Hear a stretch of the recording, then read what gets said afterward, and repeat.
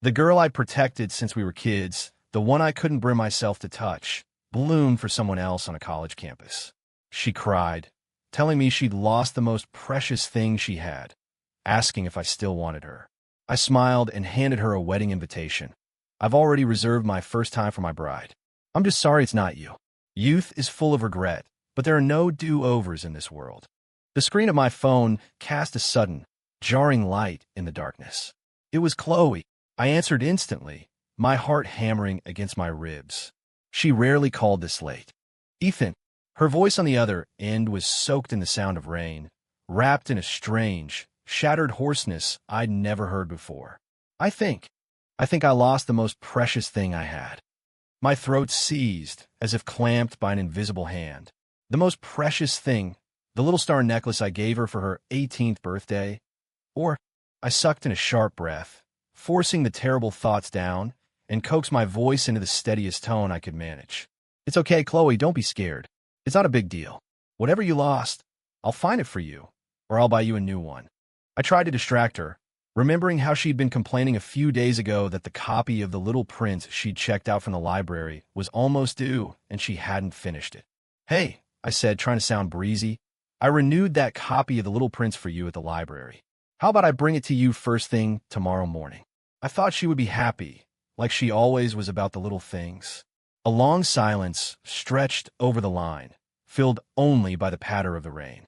Then a lazy, distinctly mocking young man's voice cut through the static, drilling into my ear. Babe, who is that? Still talking about library books at this hour. Are you serious? Ah, Chloe let out a short, sharp cry. Beep, beep, beep. The dial tone was cold and abrupt. I stood frozen, phone still held to my ear. Outside, a pale slash of lightning split the night sky, illuminating my bloodless face for a fraction of a second. The thunder rolled in, and the phone in my hand felt like it was burning. I didn't sleep a wink that night.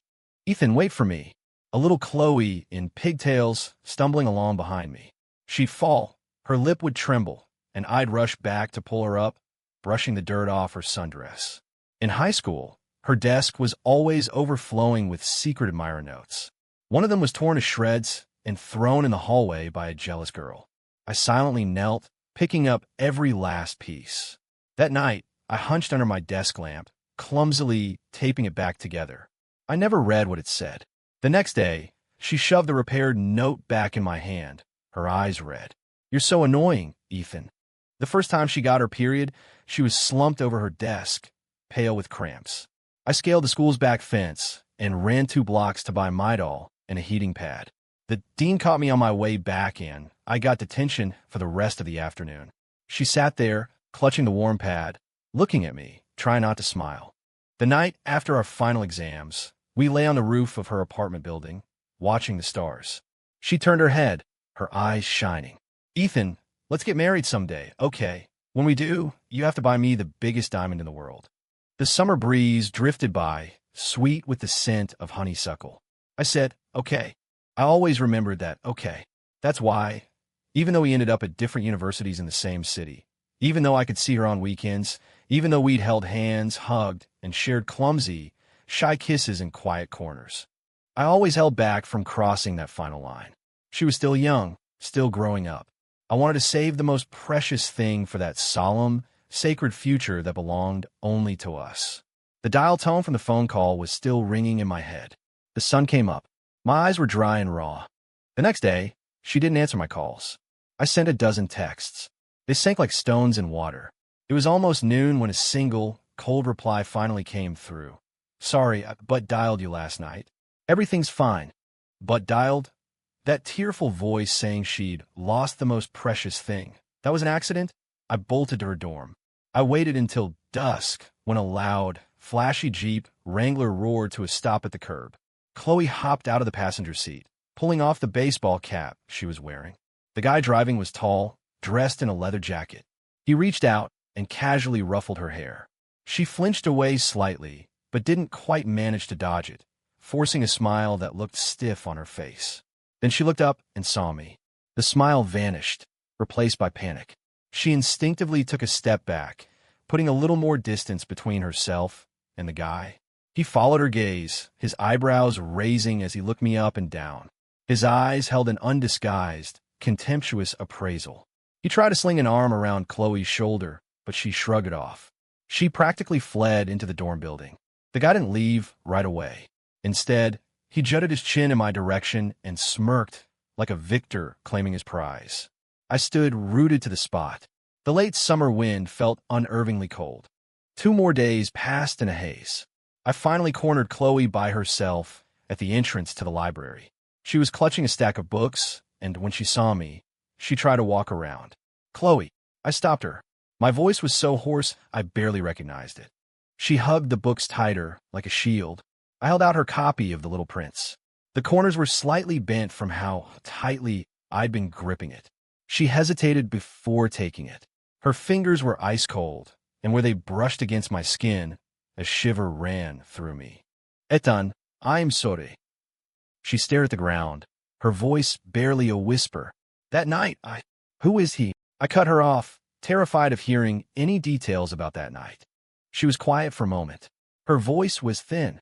"He's the student government president, Blake Carter. He's been really nice to me, looking out for me. That night, there was a department mixer, and I had a little to drink. I was feeling dizzy. So Alcohol. Such a cliché, and such an unassailable excuse." My eyes fell on her lips. There was a tiny, almost healed cut at the corner of her mouth. It felt like a needle stabbing me straight in the eye. All the questions I wanted to scream at her clogged my throat, fermenting into a bitter acid.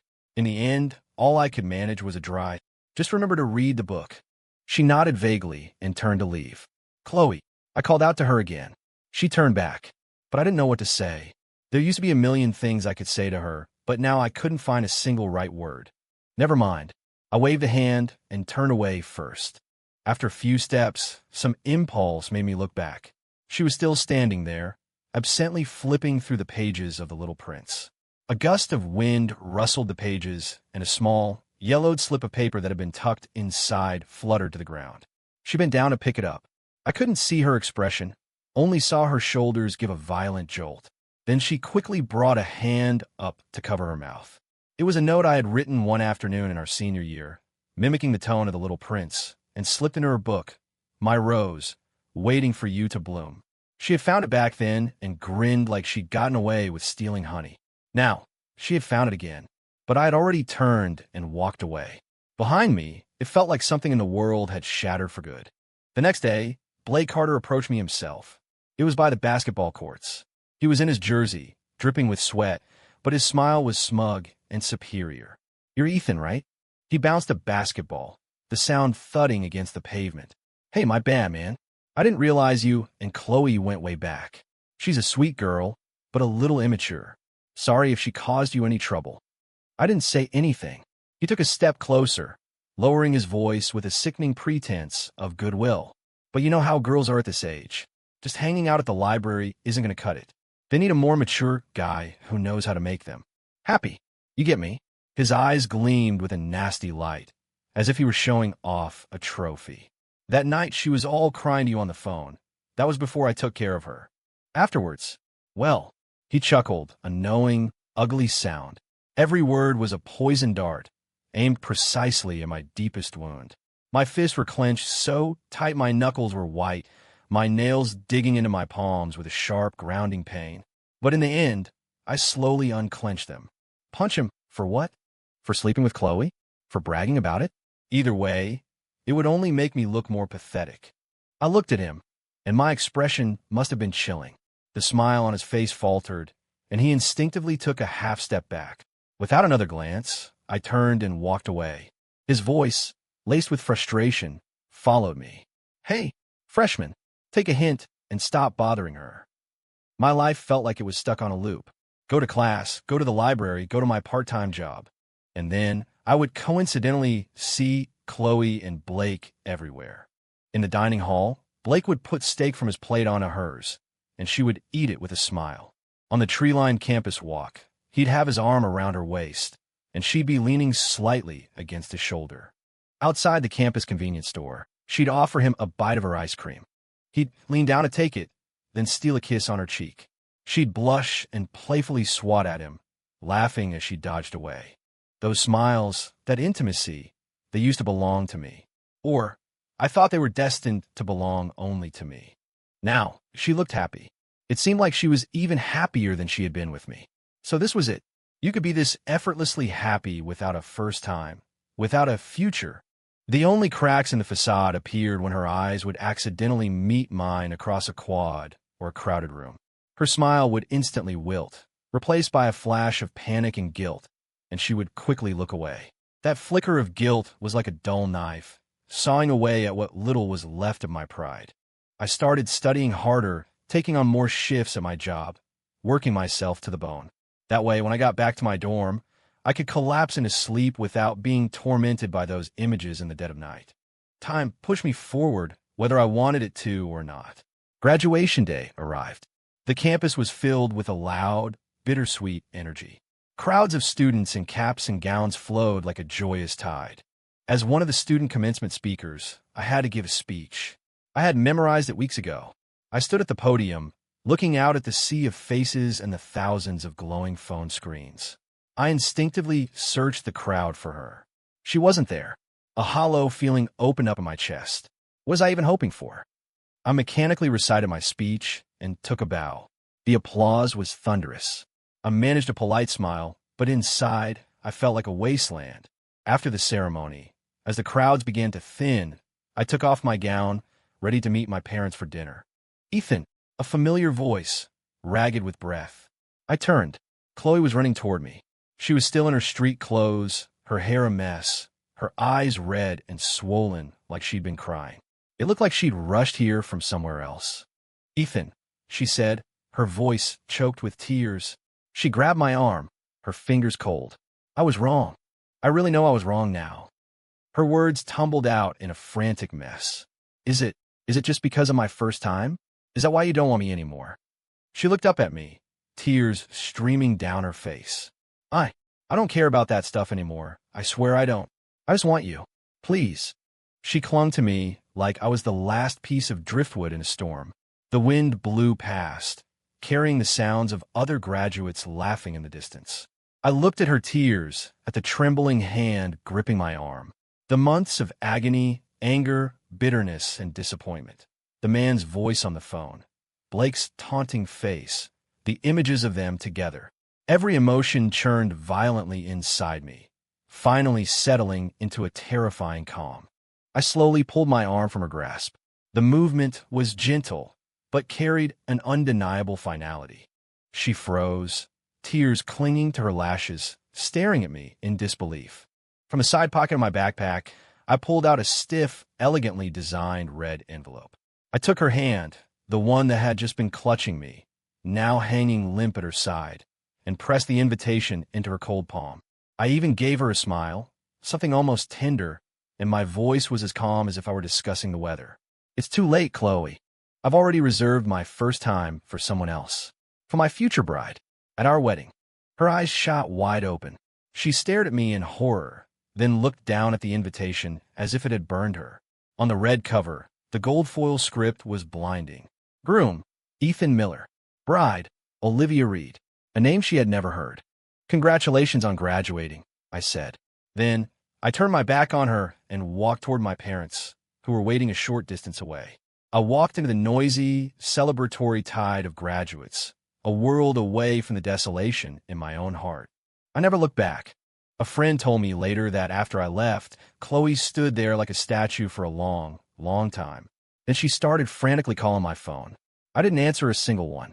She crumpled to the ground, sobbing her heart out, drawing stares from the people still lingering on the lawn. Later, she must have found Blake. They apparently had a huge, screaming fight right outside his dorm. It was just for fun. Who do you think you are? Blake's voice was loud and annoyed, easily heard by the crowd of onlookers. If you hadn't thrown yourself at me in the first place, who would have bothered with a boring prude like you? What are you crying for? Go find your little library boy backup plan. The vile words flew from his mouth like knives. Chloe apparently slapped him hard across the face, her sobs and curses mixing together. No one was sure how it ended. All they knew was that later that night, someone saw Chloe at a dive bar off campus, drinking herself into a stupor, crying until she nearly passed out. She was almost dragged away by a couple of shady guys. A student from another department happened to see her, recognized her, and quickly posted in the class group me, asking if anyone had her roommate's number. The message was forwarded from chat to chat. Eventually, it was forwarded to me. At that moment, I was sitting in a quiet, stylish cafe across from Olivia. She was stirring her latte, calmly discussing a potential collaboration related to a new project at her firm. My phone screen lit up with the notification. My fingers froze on the handle of my coffee cup. A few seconds later, the screen went dark. I lifted the cup and took a sip of the now lukewarm coffee. It was incredibly bitter. The messages in the group chat bubbled up for a minute, then were quickly drowned out by other conversations. I stared at the dark screen, the tips of my fingers feeling cold. The bitterness of the coffee still clung to the back of my tongue. "Everything okay?" Olivia asked, putting down her spoon. She had noticed my momentary lapse in attention. "Yeah, just some stuff from my department." I turned the phone off and placed it face down on the table. "Where were we?" "The details of the project proposal, right?" Olivia gave me a discerning look, but didn't press the issue, seamlessly picking up the conversation where we'd left off. She was always like that, poised and smart enough to maintain a comfortable distance. She was the daughter of a family friend my parents had introduced me to.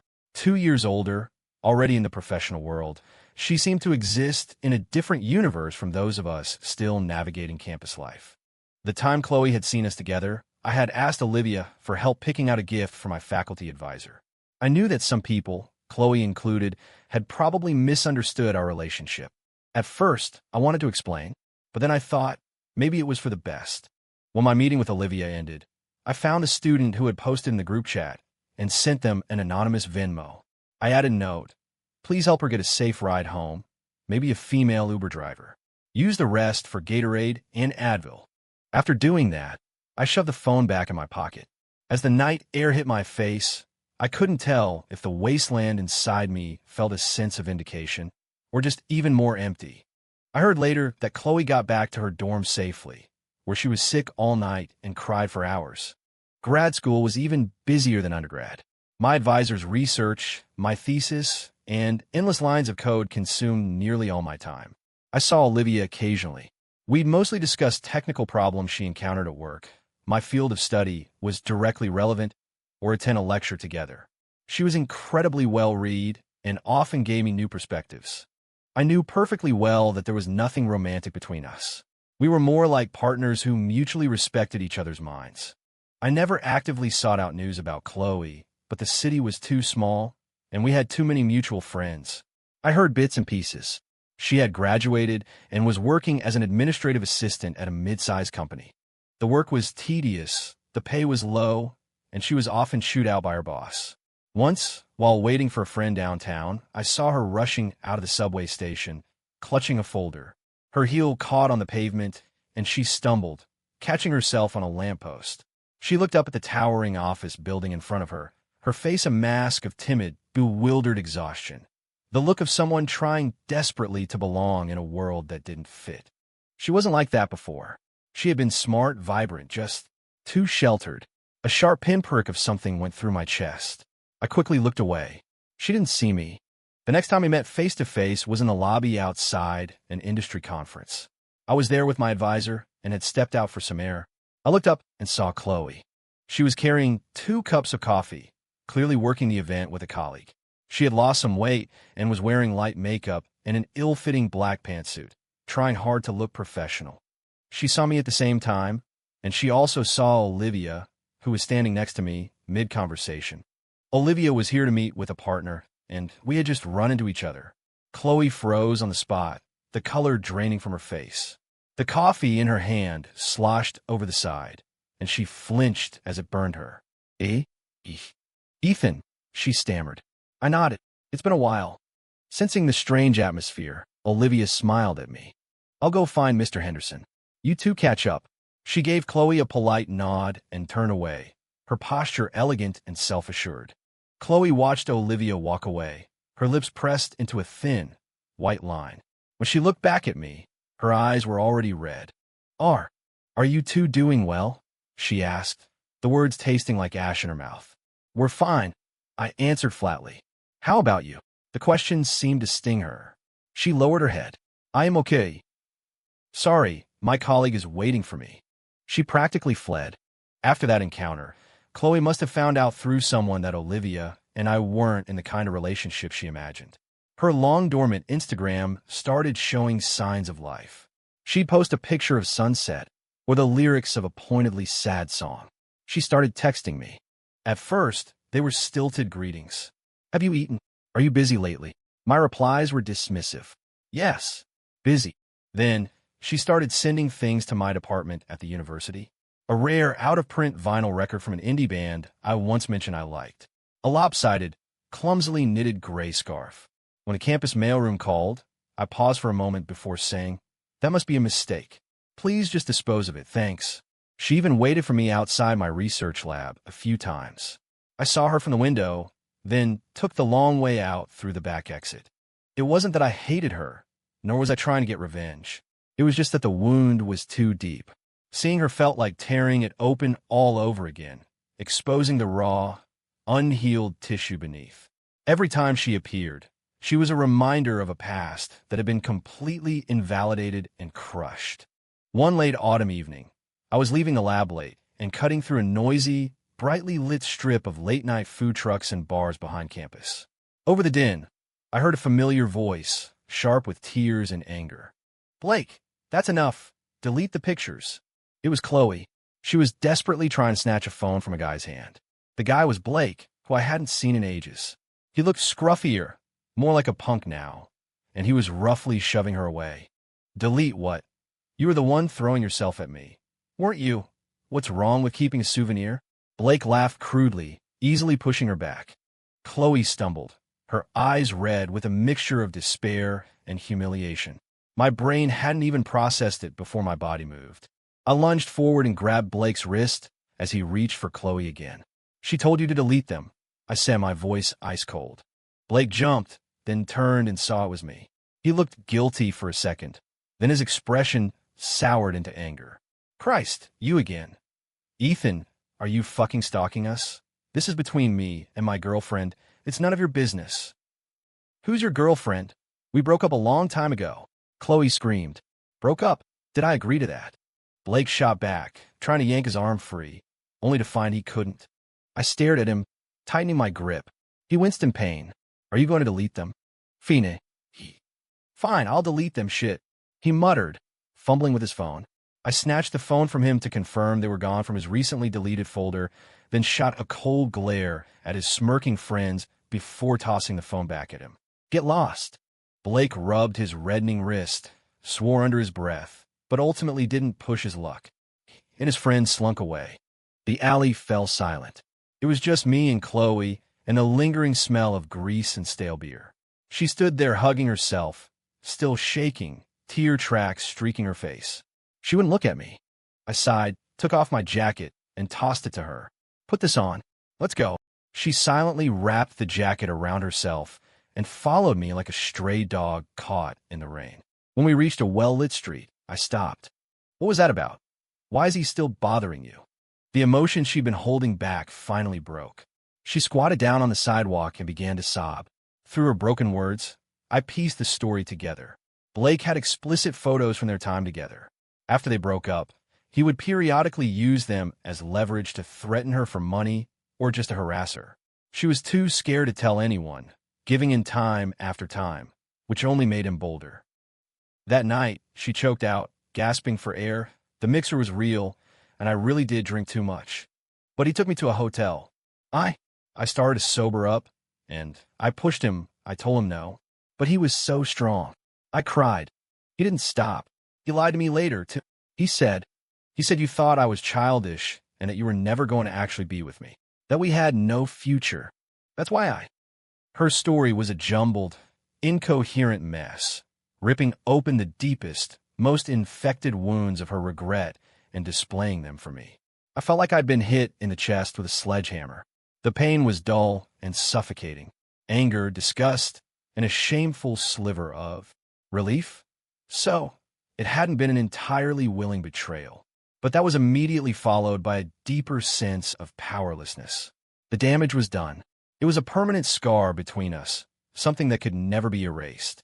I watched her curled up in a ball, crying, and finally said in a hollow voice, "You should go to the police. You can't let him keep doing this with the photos." She looked up, her tear-filled eyes a mixture of hope and terror. "Ethan, I was wrong. I know I was so wrong. I was so stupid and confused. I've regretted it every single day since. It wasn't about the first time. I was waiting for you." The wind rustled past, and a dead leaf skittered across the pavement between us. I was silent for a long time before I finally spoke, my voice weary, as if I'd just completed a long and arduous journey. "Chloe, I wasn't waiting for a technicality. I was waiting for a future that was completely, spotlessly ours. It's meaningless to talk about this now." Chloe, with me for support, eventually reported him to the police. The process of giving statements and providing evidence was another form of torture for her, but it worked. Blake was scared off and never bothered her again. After that ordeal, the tension between us seemed to ease, but the scar, the deep chasm of what had happened, remained. One day, she asked to meet, saying she wanted to apologize formally and return my jacket, freshly cleaned. We met at the coffee shop near our old high school. She was there early. When I walked in, she was staring out the window, lost in thought, her profile quiet against the glass. I walked over and sat down. She snapped back to the present and pushed a paper bag across the table. Her voice was soft. "Thank you, Ethan.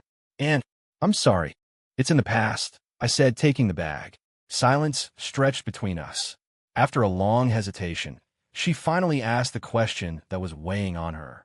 "That woman, Olivia, are you two really together?" I looked at her and suddenly felt no need to maintain the lie. "No," I said, shaking my head. "She's a distant family acquaintance. We're friends, and we sometimes discuss work. The wedding invitation you saw," I paused. I was so angry back then. I had a friend in graphic design make it for me.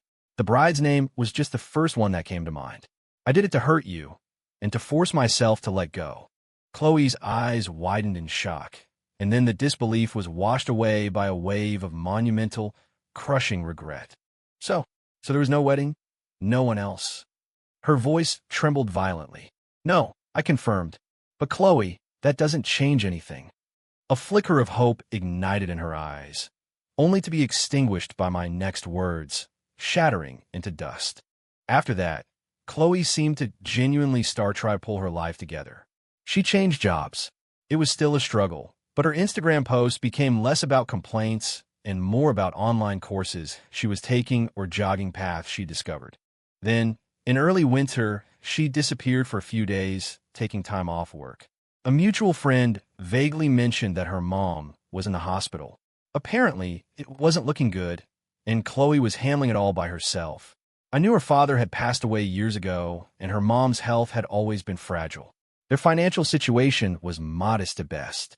On an impulse I couldn't explain, I asked a friend in med school to find out about her mom's condition and her primary doctor.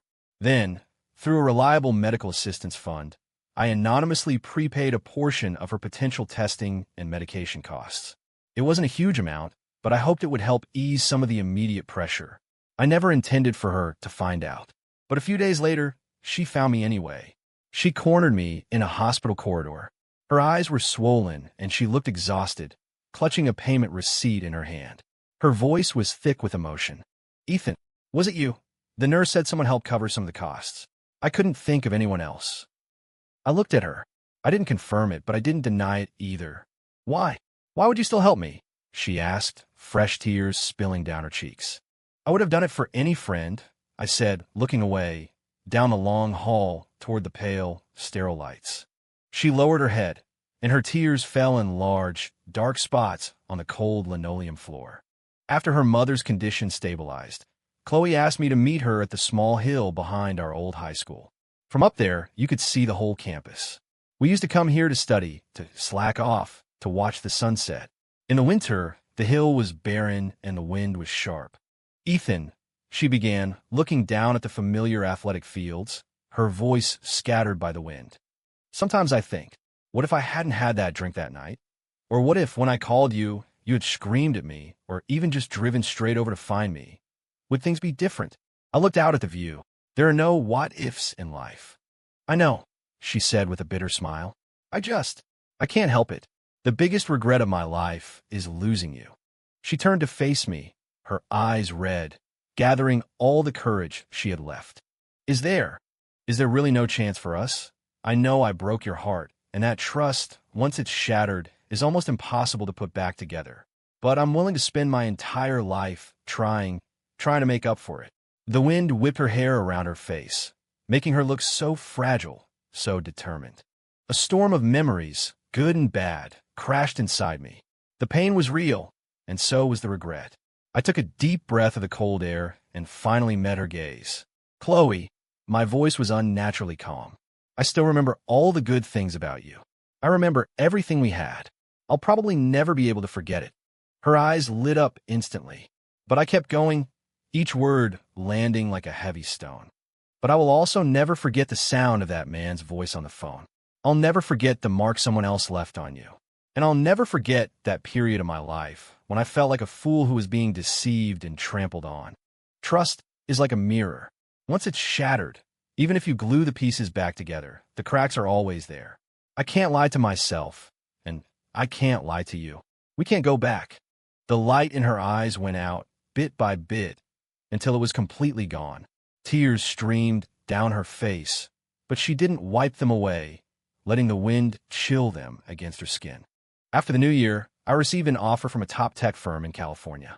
The prospects were incredible, and I decided to take it. The day I left, the airport was chaos. My parents came to see me off, fussing over me with last-minute instructions. I hadn't told Chloe my flight information, but as I was about to go through security, I still scanned the bustling crowd one last time. Nothing. It was for the best. I grabbed my carry-on and turned toward the security line. Just as I was about to hand my boarding pass to the agent, my phone screen lit up. It was a text from an unknown number. Be safe. And that book? I never really let the library check it back in. My fingers tightened around the cold metal of my phone. I didn't look back. The plane roared down the runway and climbed into the sky, piercing through the thick layer of clouds. I leaned against the window, watching the city below shrink until it was just a memory, finally disappearing from view. Outside my window, there was nothing but a blinding, empty expanse of white. End.